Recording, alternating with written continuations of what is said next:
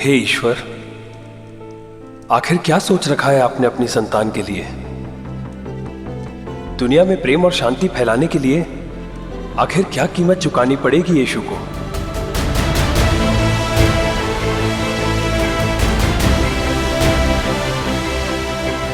मुझे उम्मीद है कि परमपिता मेरी प्रार्थना जरूर स्वीकार करेंगे। अवश्य अवश्य यीशु।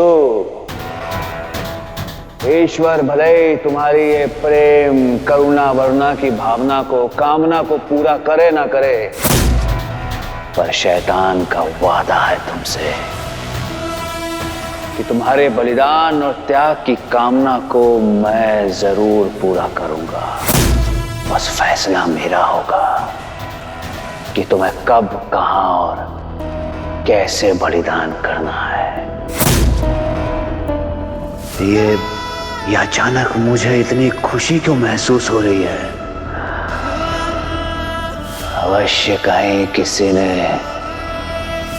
ईश्वर की संतान यीशु का बुरा सोचा है।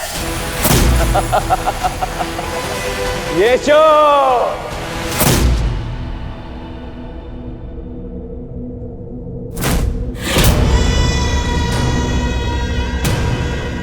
मिल गया उस यीशु से छुटकारा पाने का रास्ता।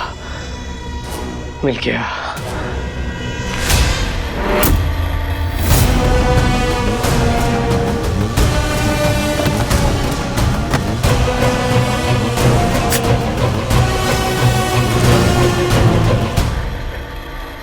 बनाने वाले ने बहुत सही कहावत बनाई है, एक मयान में दो तलवारें नहीं रह सकती। इस गांव में तो रब्बी का ही राज रहेगा। तुम्हें जाना ही होगा, जाना ही होगा तुम्हें यीशु।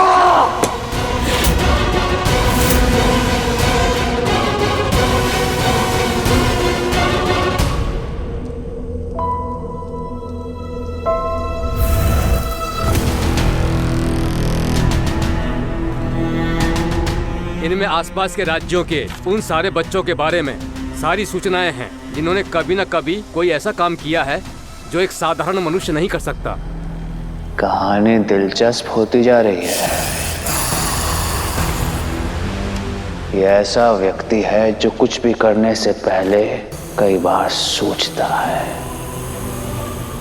इसका इस्तेमाल तो करना ही होगा। एक बच्चा जिसने डूबते हुए लोगों को बचाया, ये काम तो कोई भी कर सकता है।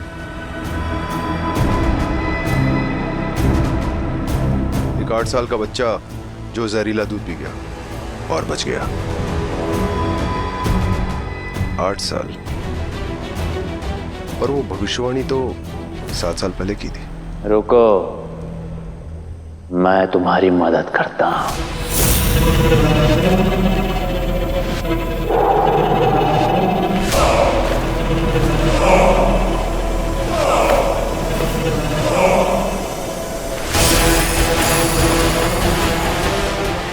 उठाओ इन्हें। ये कागज गलती से भी किसी के हाथ में नहीं लगने चाहिए।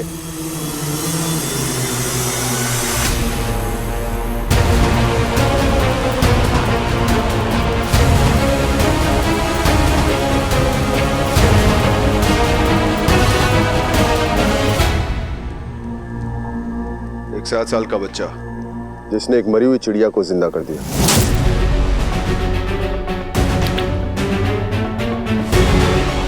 और एक मरे हुए बच्चे को भी जिंदा कर दिया।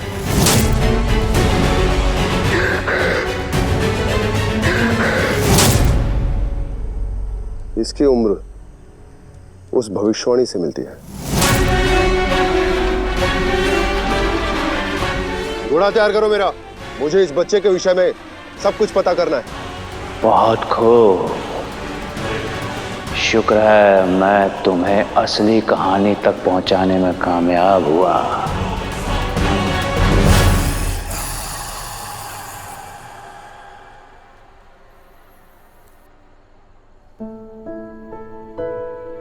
इसका चेहरा देखो, कितना शांत है। ईश्वर से यही प्रार्थना है कि ये शांति हमेशा ऐसी बनी रहे।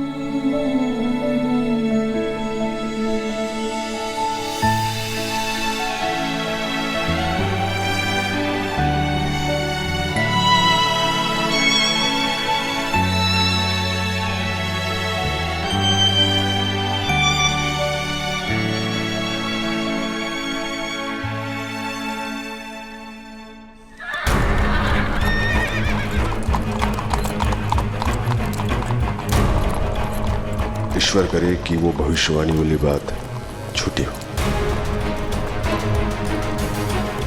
आज रात को हम यहीं रुकेंगे। जी। सुबह हो तो यहां से निकल लेंगे। इन घोड़ों को बांधो।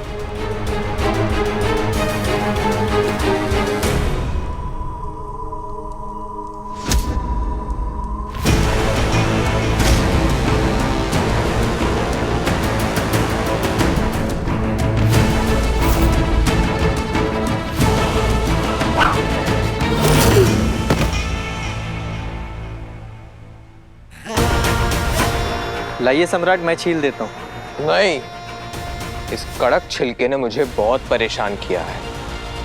एक बार इस छिलके को निकालकर फेंक दूं, उसके बाद आराम से इस मीठे फल का आनंद लूंगा।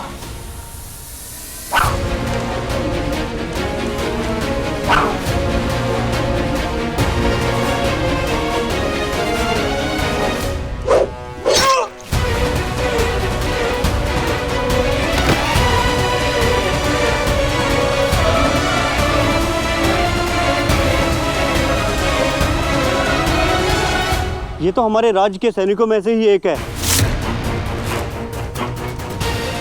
अब मुझे सारा खेल समझ में आ रहा है।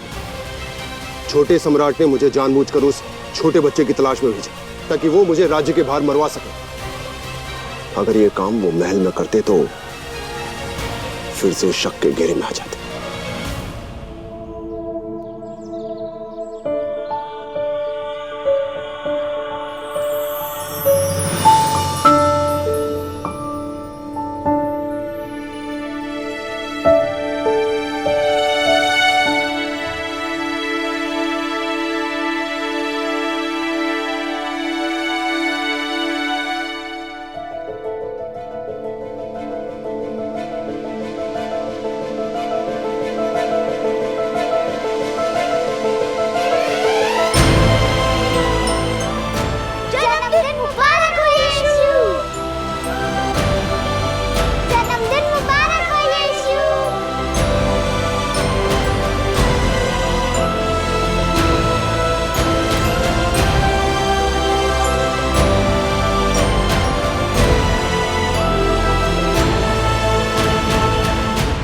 और याकूब को तो यीशु के सिवा कुछ सोचता ही नहीं। चल छोटे, हमारे पास और भी बहुत सारे काम हैं। जरा अंदर आओ, जरूरी बात करनी है तुम लोगों से।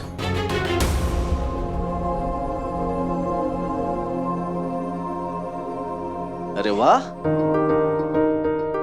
आशिया, याकूब, तुम दोनों ने बहुत अच्छा काम किया है। मैं सोच रहा हूं कि यीशु के जन्मदिन पर जो बच्चा अच्छा व्यवहार करेगा उसे मैं अपनी तरफ से एक खास तोहफा दूंगा।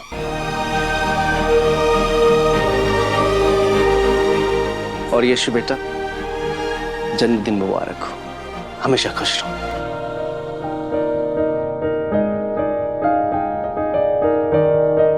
मैं तुम सबसे बड़ा हूँ, तो फिर पिताजी का खास तोहफा सिर्फ मुझे मिलना चाहिए। बड़े भैया, आप सही कह रहे हैं। अरे तुम तीनों अभी तक क्या कर रहे हो? जाओ जल्दी जाकर रसोई में माँ और ताई जी की मदद करो। चलो चलो चलो, जाओ चलो, जाओ आशिया, जाओ जाओ।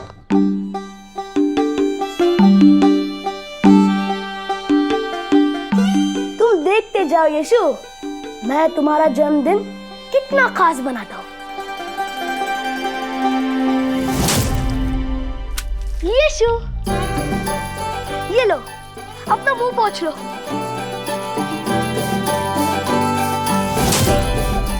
यीशु, आज के लिए मेरे सारे खिलौने सिर्फ और सिर्फ तुम्हारे।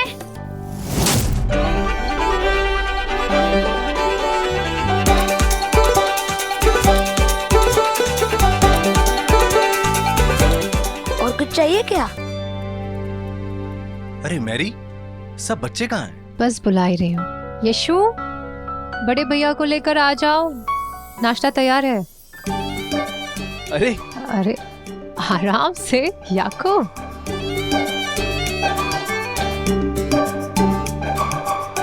अरे अरे ताई जी, मैं भरोसा हूँ ना मेरे छोटे भाई यीशु को।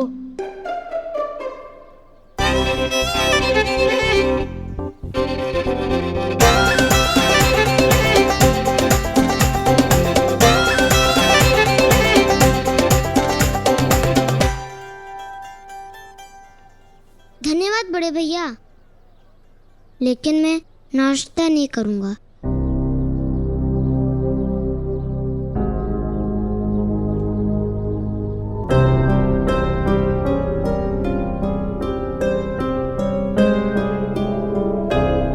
पर क्यों बेटा? मुझे अपने पेट में बहुत सारी जगह पे तो बनाकर रखनी है, ताकि मैं दोपहर के भोज के लिए बहुत सारा खाना खा सकूं।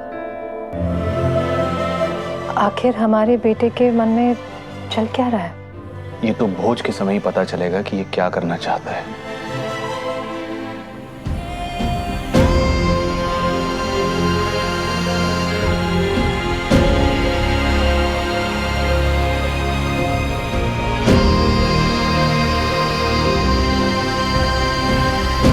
हे प्रभु, आप मुझे इस काबिल बनाए कि मैं आपकी और रब्बी गुरु दोनों की सेवा कर सकूं।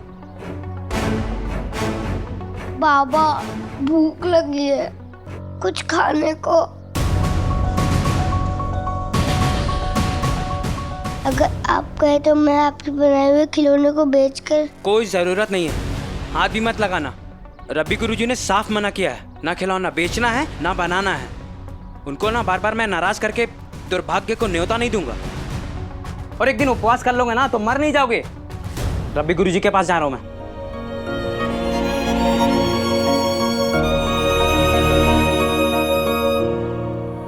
एक दिन और कैसे भूखा रह पाऊंगा? कुछ तो कीजिए प्रभु।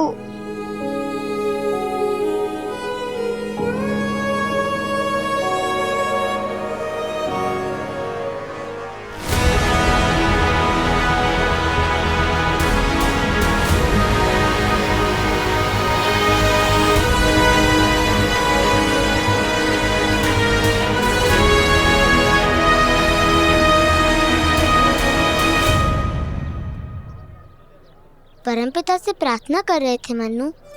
हाँ, वो तो बस ऐसे ही। लेकिन तुम यहाँ कैसे यीशु? मैं तुमसे कुछ मांगने आया हूँ। मुझसे? मेरे पास तो तुम्हें देने के लिए कुछ भी नहीं है।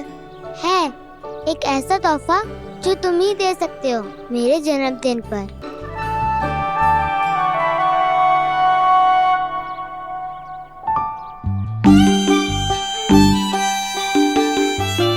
मुझे बहुत जोर से भूख लगी है। यीशु भैया कहाँ चले गए?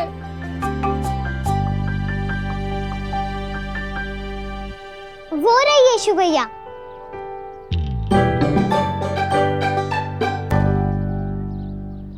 अरे मन्नू, अंदर आओ।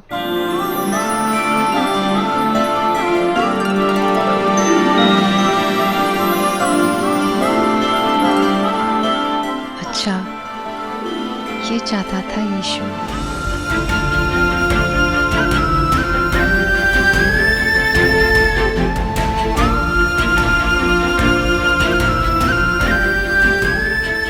बैठो।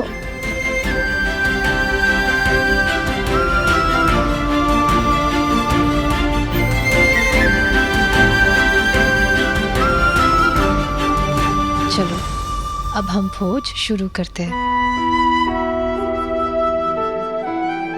तुम यीशु के आज खास मेहमान हो, इसलिए सबसे पहले खाना मैं तुम्हें परोसूंगी।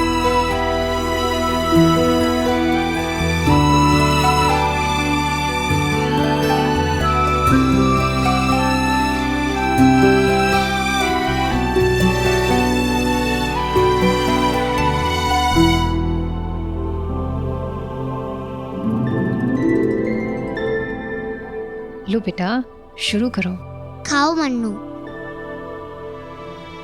बाबा, मुझे बहुत भूख लगी है। कल से मैंने कुछ नहीं खाया है। भूख लगी है, भूख लगी है, ये ले।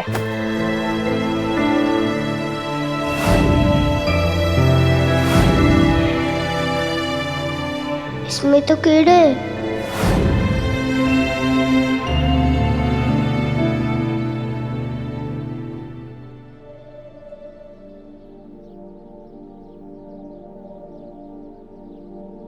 खाओ मन्नू।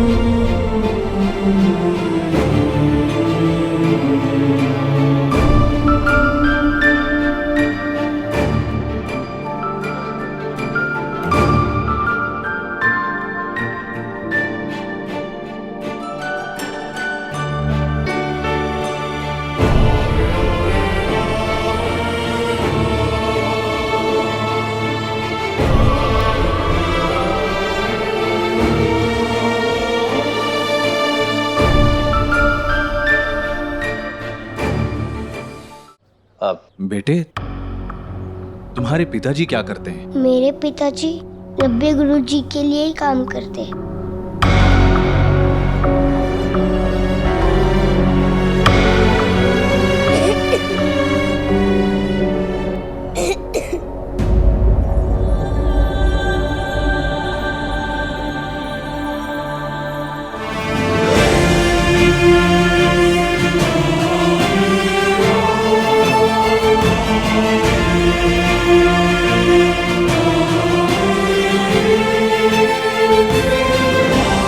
ये तो बस शुरुआत है।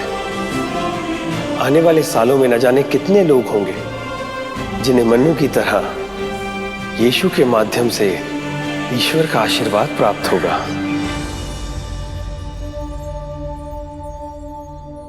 बेटा, अब तुम भी याकूब की तरह यीशु के खास दोस्त हो, इसलिए जब भी तुम्हारा दिल करे तुम यहाँ हमारे साथ खाना खाने आ जाना, क्योंकि दोस्त का घर तो अपना ही घर होता है ना? हम सबको अच्छा भी लगेगा। क्या सच में? मैं कभी भी? कभी भी, जब भी तुम्हारा दिल करे। नहीं, बाबा नहीं आने देंगे। भोजन में बुलाने के लिए धन्यवाद यीशु। मुझे जल्दी जाना होगा, वरना बाबा नाराज हो जाएंगे।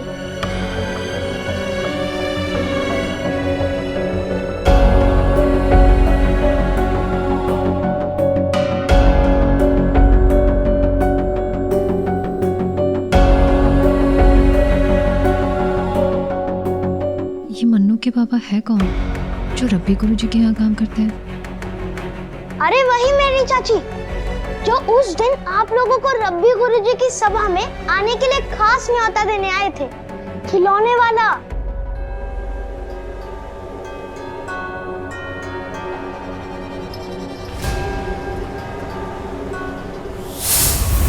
कमाल का आदमी है ये रब्बी गुरु। कल रात गुस्से से आग बबूला हो रहा था, और अभी देखो कितनी शांति से सबको ध्यान करवा रहा है।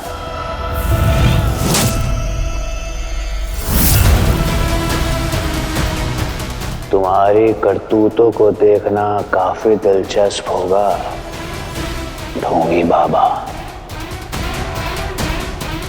रास्ता ही नहीं, सही पात्र और तरीका भी चुन लिया है, जो मेरे आदेश को तन मन धन से ईश्वर का आदेश समझता है।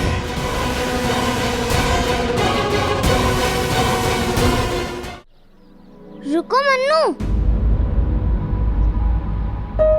मुझे माफ कर दो यीशु, लेकिन मैं रुक नहीं सकता। मैं तुम्हें रोक नहीं रहा मन्नू, बस इतना बताना चाहता हूँ कि कल रात मैंने परमपिता से अपने लिए प्रार्थना की। तुम भी अपने लिए उनसे प्रार्थना करना। और मैं प्रार्थना करूँगा कि वो तुम्हारी बात सुन ले और वो सब कुछ दे जो तुम्हें चाहिए।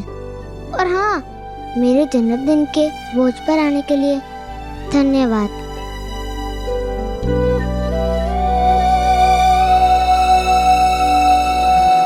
हे ईश्वर, मैं बस इतना चाहता हूँ कि मेरे बाबा फिर से खिलौना बनाकर बेचने लगे।